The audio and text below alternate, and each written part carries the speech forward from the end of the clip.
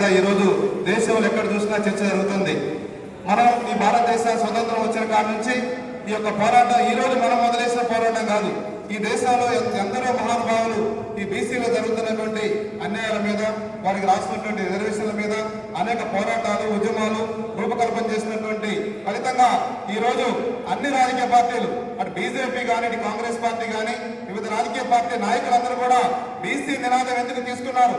BC reservation గిట్ట స్థానిక సంస్థల్లో గిట్ట రిజర్వేషన్ అనేది తేలిపోతే రాజకీయ నాయకులు వాళ్ళ యొక్క అన్ని రాజకీయ పార్టీలు చాలా ఇబ్బందిగా కలిగింది. బీసీలో ప్రధానంగా రావాల్సినటువంటి వాటా ఈరోజు 56% రావాలి మనకి. అయినప్పుడు కూడా చట్టబద్ధంగా 42% కావాలని బీసీలందరూ 42% కావాలి అని చెప్తున్నారు. కాంగ్రెస్ పార్టీ ఆ రోజు ఎన్నికల మేనిఫెస్టోలో పెట్టింది. ఎన్నికల మేనిఫెస్టోలో పెట్టి ఏం చెప్పింది? మా యొక్క గవర్నమెంట్ అధికారంలోకి వచ్చినట్టయితే బీసీలకి రాజ్యాంగం ప్రకారంగా 42% రిజర్వేషన్ ఇస్తుందని చెప్పినటువంటి పరిస్థితి. వచ్చిన తర్వాత ఈ రోజు చూసినట్టయితే 42% పార్టీ పదవుల్లో ఇస్తామని చెప్తున్నారు.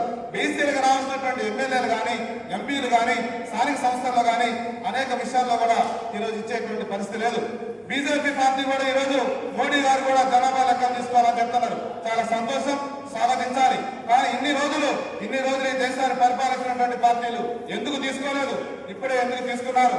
బీసీ కులగణన జరిగిన వరకు ఈ దేశంలో ఒక పెరుమార్పులు రాబోతున్నాయి. మనకి జనాభా ప్రాతిపదికగా ఎంతమంది ఎమ్మెల్యేలు ఇవ్వాలి, ఎంతమంది ఎంపీలు ఇవ్వాలి, స్థానిక సంస్థలు ఎంత ఇవ్వాలి, మన యొక్క రాజ్య అధికారం రాబోతుంది. కాబట్టి అన్ని రాజకీయ పార్టీలు కూడా చేస్తున్నాయి.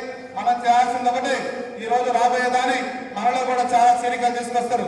ఈ రాజకీయ పార్టీ నాయకులు చాలా విషయాలలో కూడా చాలా విధాలుగా చాలా గొడవలు పెట్టేటువంటి అవకాశం ఉంది.